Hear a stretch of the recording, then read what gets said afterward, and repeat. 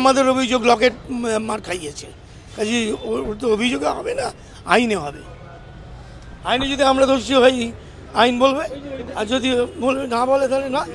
রূপা নিশ্চয়ই প্রভোগ করেছে, এটা কোনো সন্দেহ নেই। এখন আমি তোমায় চিমটি কাটলাম বিনা কারণে, তুমি তার পাল্টা আমাকে থাপ্পড় মারলে, থাপ্পড়টার জোর বেশি, কিন্তু চিমটিটা কাটলে কেন?